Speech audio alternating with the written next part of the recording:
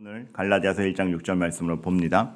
지난주에는 여러분께 첫 스타트였고 어찌 보면 우리가 다 함께 공감할 수 있는 부분에 대해서 위로를 드렸다면 오늘은 여러분께서 조금 냉정하게 각성하셔야 될 부분에 대해서 말씀을 드립니다. 부모 기도회는 매주 이러한 컨셉으로 진행됩니다. 부모됨, 여러분에 대한 위로, 그리고 부모됨에 대한 정체성, 그 다음 주의 세계관, 그 다음에 우리 기도란 무엇인가, 항상 이 패턴으로 갈 것입니다. 설교자가 누가 되든 간에 그런 와중에 필요한 강사님들이 있으면 모시고 또 여러분들의 질문과 요청에 따라 더 뜨겁고 실질적인 기도회가 되도록 방향을 잡아갈 예정입니다. 그런 가운데 오늘은 하나의 세계관의 항목에 들어가죠. 설교 제목을 보고 좀 의아한 분들이 있으셨을 거예요. 우리 아이들이 빼앗긴다는 게 무슨 의미인가? 한번 살펴보도록 하겠습니다. 오늘 갈라디아서 1장 6절 말씀을 보면 갈라디아서는 믿음을 굉장히 강조하는 것이죠.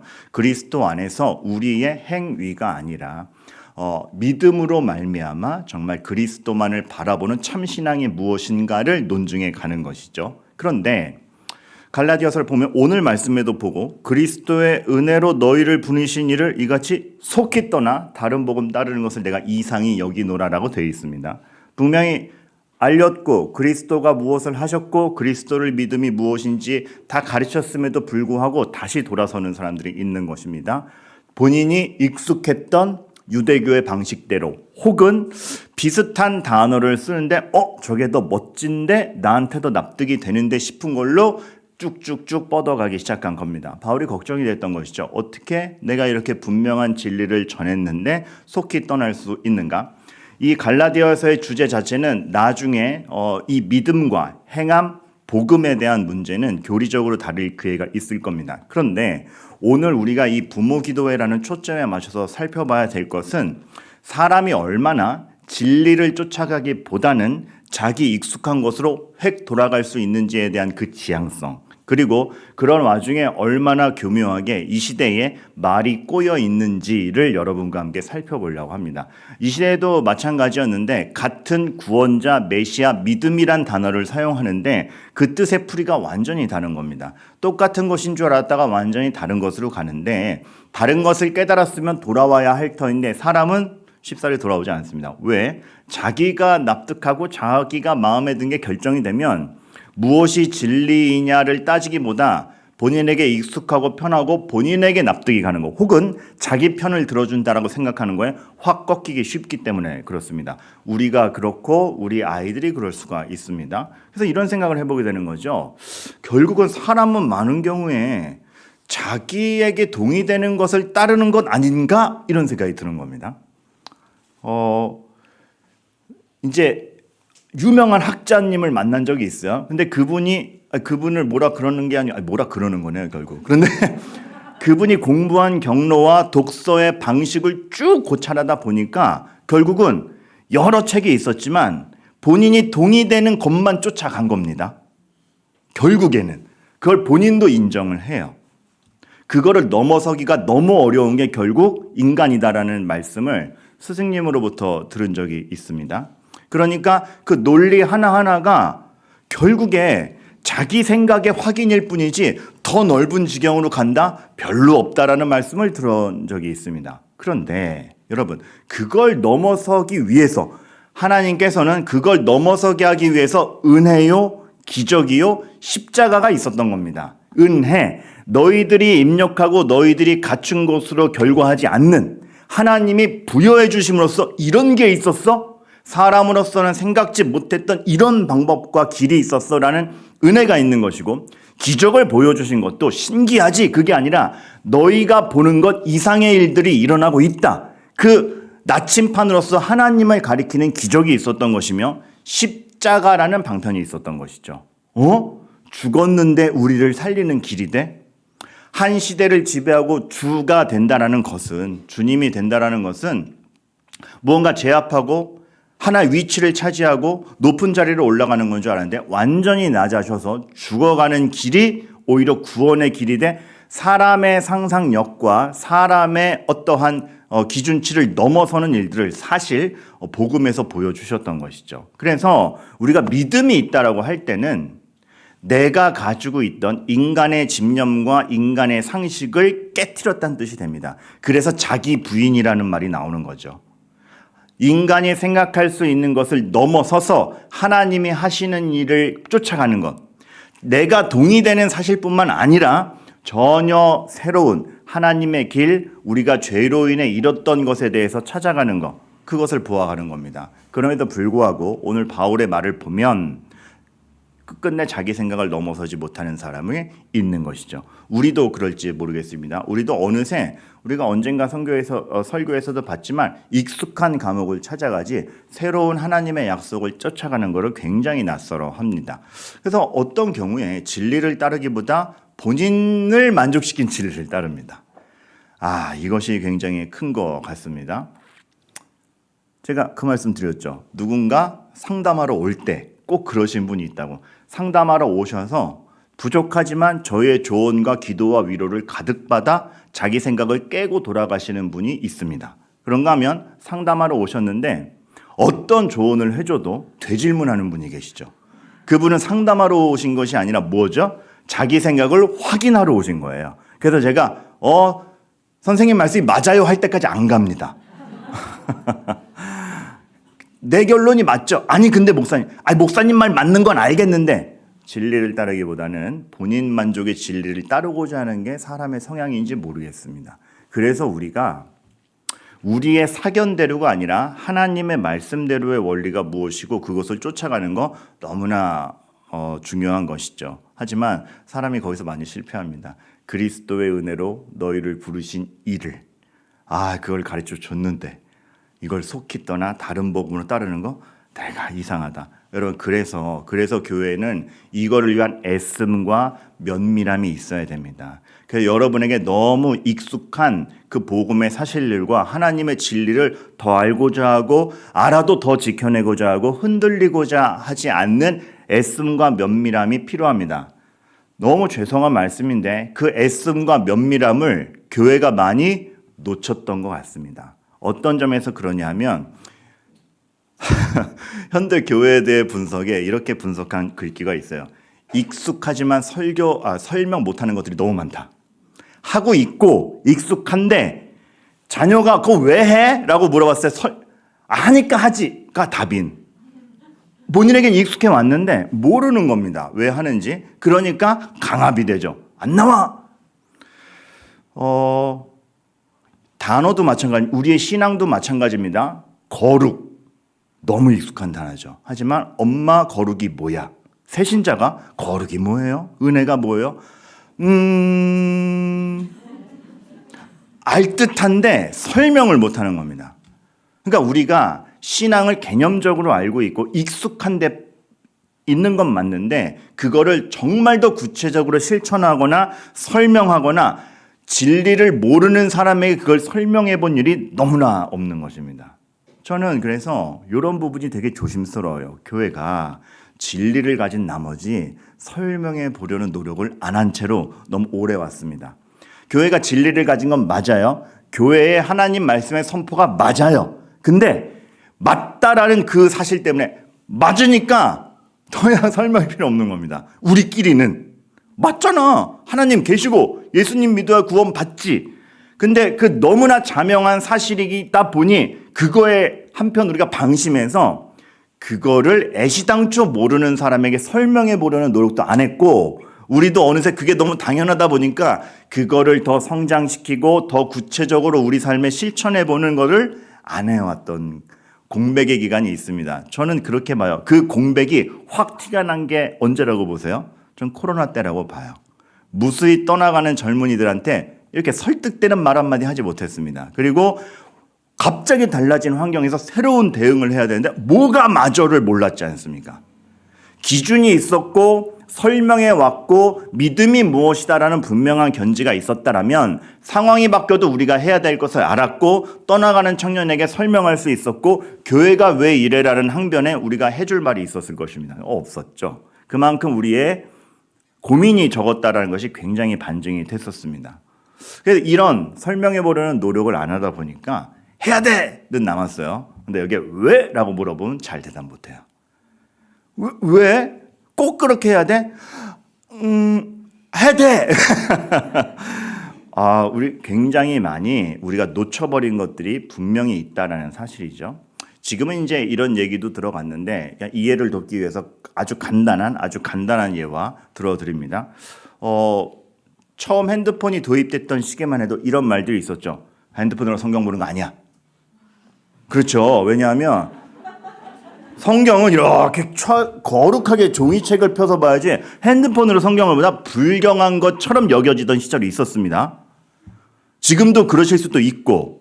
그런데 한번 입장 바꿔서 생각해 보세요. 우리는 종이책을 보다가 핸드폰이 나왔습니다. 근데 핸드폰 속에도 성경책이 들어가는 걸 알고 놀란 시대입니다. 그런데 지금 아이들에게서는 눈 뜨자마자 세상을 인식했는데 종이랑 전자책이 같이 있었습니다. 그러니까 걔네들에겐 똑같은 겁니다. 방식만 다르지 똑같은 겁니다. 그래서 핸드폰 가지고 온 김에 여기서 보는데 너 왜 그래라고 하면 왜요? 어디다 말대답이야? 뭐가요? 핸드폰으로 성경 뭐 불경한 거야? 왜요? 어디다 말대답이야? 왜요? 여러분 이 미묘한 차이가 누구도 잘못하지 않았는데 싸움이 일어나는 거를 우리가 겪어가고 있었던 겁니다. 이게 핸드폰만 해도 이러한 오차가 생기는 건 이해가 되시죠? 근데 우리가 그거에 대해서 견주어 생각할 줄 모르겠고 뭐가 어떻게 변화가는지에 대한 인지가 없었고 신앙을 설명할 줄 몰랐던 것이죠. 제가 깜짝 놀란 것 중에 하나가 어느 교회 어린이 보서 특강을 갔을 때였습니다. 근데 2박 3일 애들 설교를 하다 보니까 애들이랑도 많이 친해졌어요. 그래서 애들이랑 막 하는데 애들이 막 뭐 그림을 봐요. 그림책을 보는데 그 그림이 그런 거였어요. 이제 사장님이 있고 직원이 있고 이런 그림이었어요. 근데 아이 중에 한 초등학생 하나가 사장님 그림을 딱 가리키면서 이렇게 얘기하는 거야. 목사님, 이 사람이 나쁜 사람이에요? 어떤 배경에 있었는지 모르겠습니다. 그런데 늘 봐왔던 게 그거죠. 예를 들어 뭐 알바생에게 월급 지급하지 않는 사장으로서 막 직원 막 잘라냄. 사실 이제 어느 뉴스가 보도되느냐 나름이긴 한데 맨 그런 뉴스와 그런 언론과 또 그거를 이거 사장님들 진짜 막 이런 불평하는 부모 밑에 서면 그게 인식이 되는 거죠. 그러니까 사람을 이미 이 세상을 관통하는 어떤 기준을 잡기 전에 편견이 들어가 버리는 게 아이들인 겁니다. 이게 너무 사장님들 입장에서 억울하잖아요. 물론 그런 정말 나쁜 사장이 있습니다. 그런데 얼마나 많은 사장님들이 오히려 또 직원의 눈치를 보며 더 잘해주지 못해서 미안하고 이 사업장 하나 잘 살리려고 노력하는 선한 사장님들이 얼마나 많은데 중요한 거는 그 사람의 어떤 성품과 그 사람 자체에 대한 판단이지 직급이 그 사람을 만드는 건 아니지 않습니까? 그래서 성경에도 나오죠. 가난하다고 마음을 더 주지도 말고 위력이 있다고 그 재판에 그 사람 편 들지 말아라는 게 정당하게 판결하라는 것은 그렇게 사람이 파셜하지 않다라는 걸 얘기하는 겁니다. 파셜이 한국말로 뭐예요? 편견. 말해놓고선 네. 그런 것들. 그러니까 우리가 무심코 하는 행동들과 이미 사회에 잡혀있는 정서가 아이들에게 어떤 영향을 미치고 있는가 개념이 돼버리는 거죠. 개념이. 어떤 한 부류의 사람이 개념이 돼버리다 보면 그 아이들을 교육하는 게 얼마나 힘들어지겠는가. 거기서 우리가 기준을 잡아줘야 되는 거죠. 세상을 어떻게 하나님이 얼마나 아름답게 창조하셨었는지 그리고 글로 되돌아가게 하시려 그러시는지 죄가 문제이지 그 사람이 문제가 아니기 때문에 함부로 지적하고 비판하기보다는 일단 애정을 가지고 바라봐야 하는지 불평하기 전에 기도해야 되는지 등등등 이런 거에 있어서 거리감이 너무 생긴 겁니다. 관용, 여러분 교회는 관용이 있어야 됩니까? 없어야 됩니까? 있어야 되죠. 관용. 그런데 여러분 관용이라는 단어 자체가 달라졌습니다. 의미가 어떻게 해요? 제가 의식하고 제가 성경상에서 파악한 관용은 이겁니다. 진리를 가진 자의 기다려줌. 난 맞는 걸 알고 있고 진리를 알고 있는데 아직 미성숙하고 모르는 이가 다른 행동을 할 때 기다려주는 거죠. 그럴 수 있지. 그러나 이 길로 오기를 바란다 하면서 애정 있게 보살펴주고 함께 가고 내가 더 높다라고 인식하지는 않는 그 넓음. 그걸 관용이라고 합니다. 근데 지금 시대의 관용은 전혀 달라요. 어떻게 풀이가 됩니까? 너만 맞다고 하지 마가 관용이에요. 왜 너만 맞다고 해요? 아, 관용 없네. 관용은 명확한 진리를 가진 자가 그 진리 안으로 더 많은 사람들이 오기를 바라는 사랑을 말합니다. 그런데 지금의 관용이라는 건 그 진리 자체를 없애버리는 거죠. 너만 맞다고 하지 마. 다 부모죠.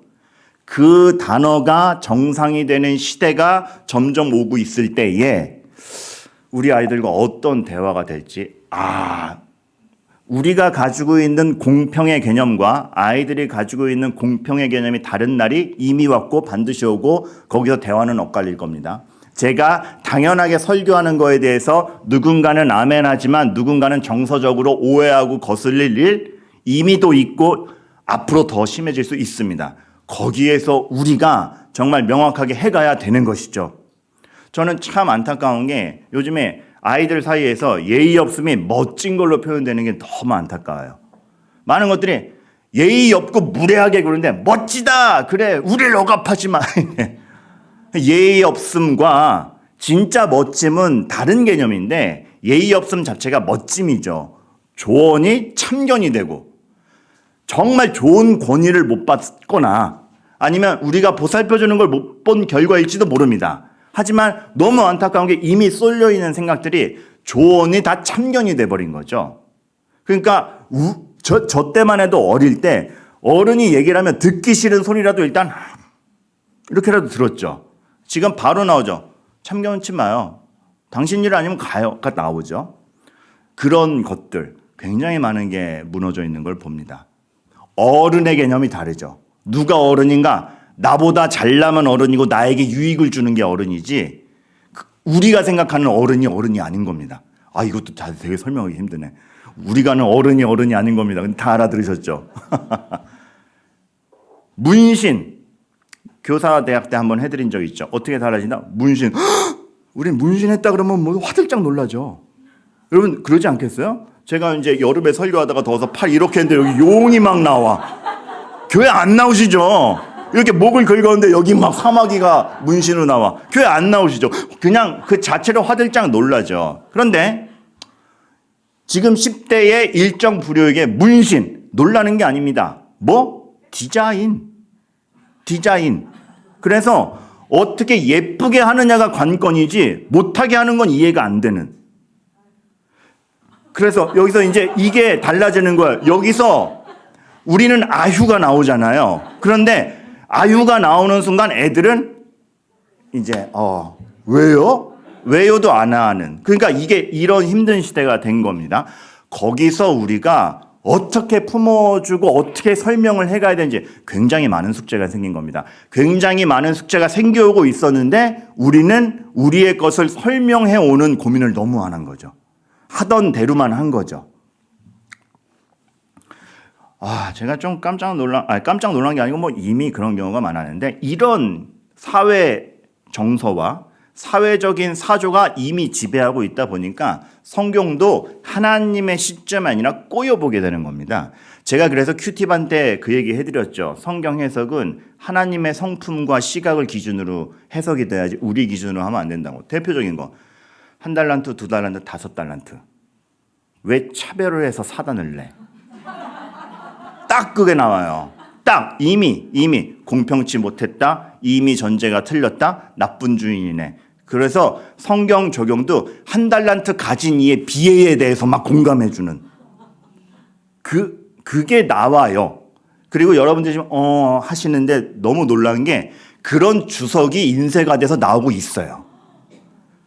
그렇습니다. 그러니까 우리가 얼마나 항변해야 되는지가 보이죠. 주님께서는 이 비유를 하실 때 1달란트 자체가 높게 잡으면 20년치 연봉입니다. 누구도 적게 준 사람은 없는 겁니다.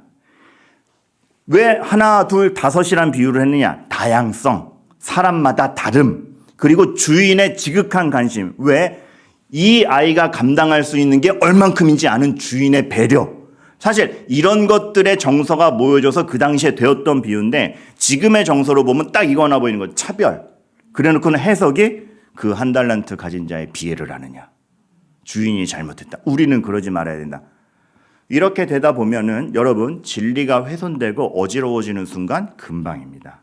금방이고 거기서 우리가 우리의 것을 설득력 있게 설명해야 가야 되는데 아까도 얘기했지만 거기서 우리가 할 말이 나와! 교회 안 가! 이거밖에 없다면 지금 뭔가가 굉장히 많은 숙제가 필요한 것이죠. 참 요즘 시대의 사조를 잘 아는 것 중에 하나가 그 중고등학생들 만화에 대표적으로 이게 벌써 이것도 유행이 지난 만화예요. 제가 즐겨봐서 보여서 많은데 거기 보면 이제 중고생들끼리 이런 얘기가 굉장히 단골로 나와요.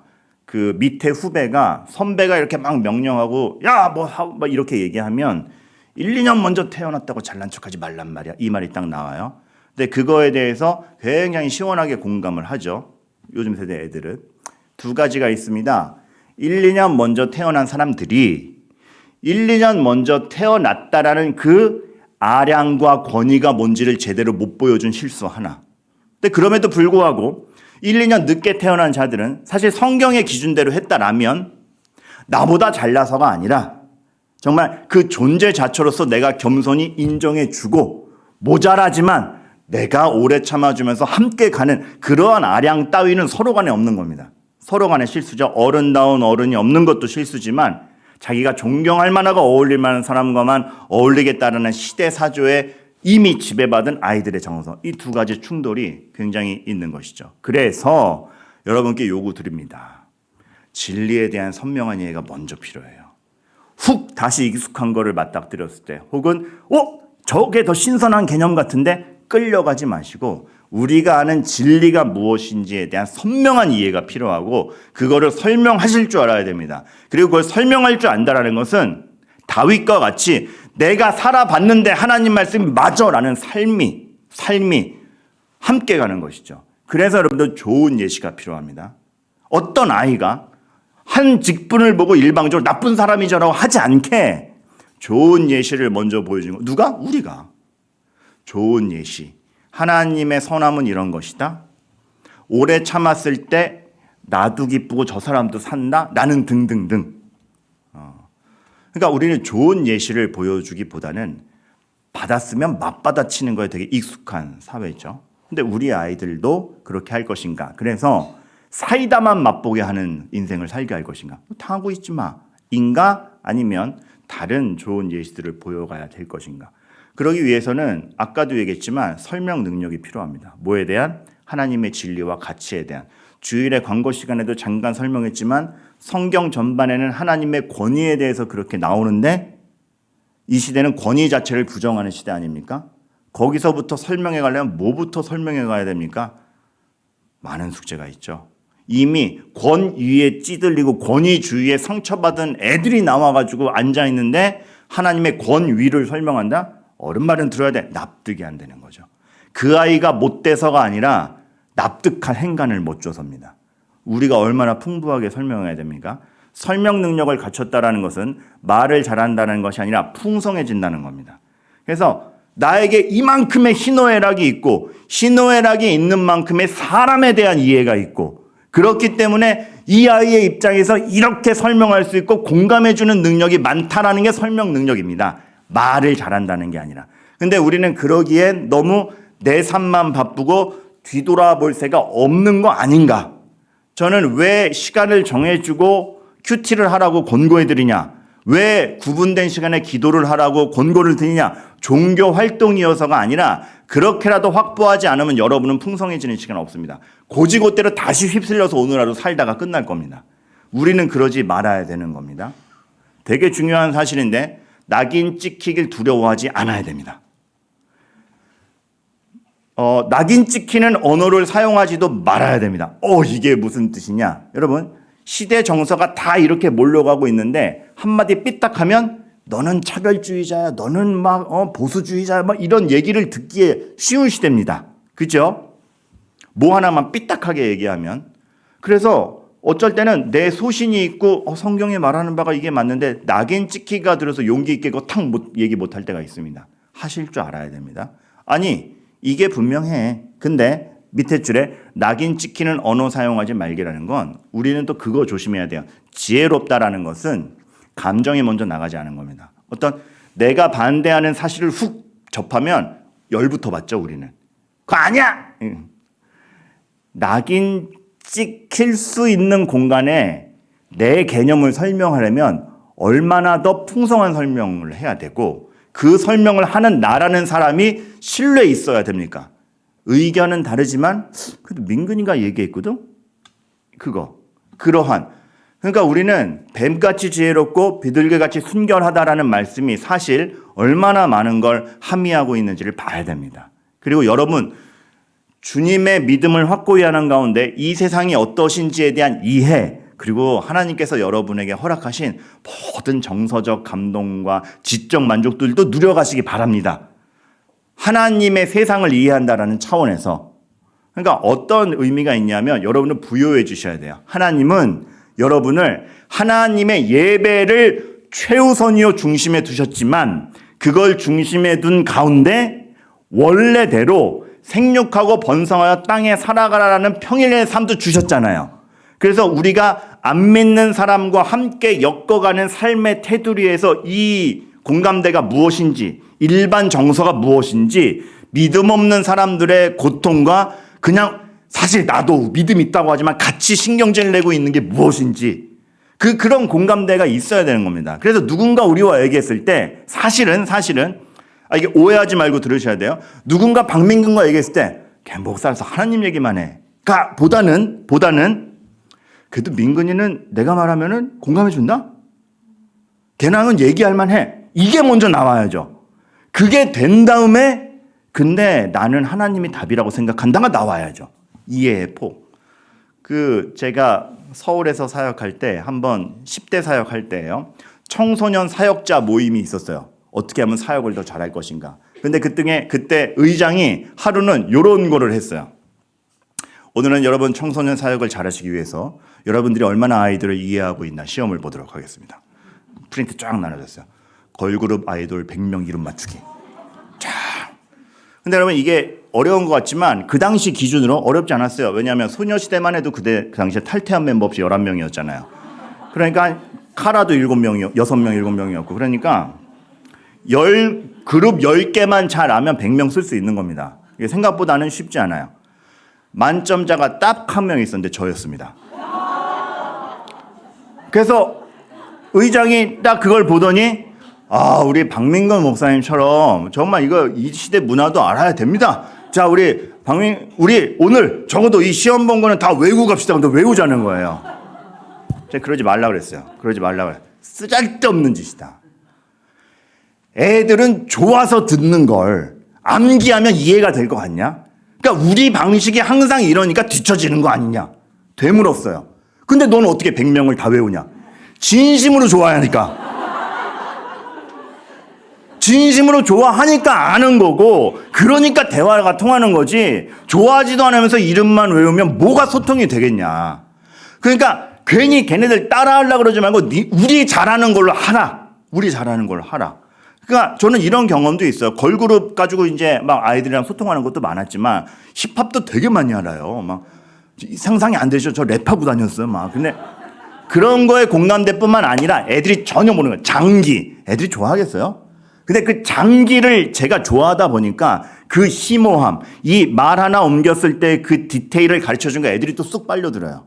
그러니까 얼마나 내가 멋진 사람으로서 너희들을 알고 있느냐의 문제인데 지금은 너무 아이들을 이해한다라는 걸 야박하고 기술적으로 갑니다. 굉장히 많이 틀리고 있어요. 우리 아이들 다음 세대는 지금 설명을 필요로 하고 목말라 하고 있는데 우리 접근이 너무 야박해요. 그리고 아이들이 못돼서가 아니고 시대가 뒤틀려서 그 안에서 태어나다 보니까 자기도 모르게 뒤틀려 있는 게 있는데 우리는 그거 가지고 너 왜 그래라고 해요. 그러면 안 되고 이걸 어떻게 다시 되돌려 놓을까에 대한 그 공부와 폭넓음과 이해와 우리가 먼저 복음을 선명히 하는 것부터 시작해야 됩니다. 그래서 오늘 제목이 그거였던 거예요. 우리 아이들이 잃어버린 단어. 너무 좋은 단어를 이상하게 배워버렸어요. 사랑, 권위, 관용, 진리. 이거를 교회가 명확히 해나가기 위해서 저는 주일에 우선적으로 진리의 사실을 먼저 폭탄처럼 여러분께 쏟아부으실 겁니다.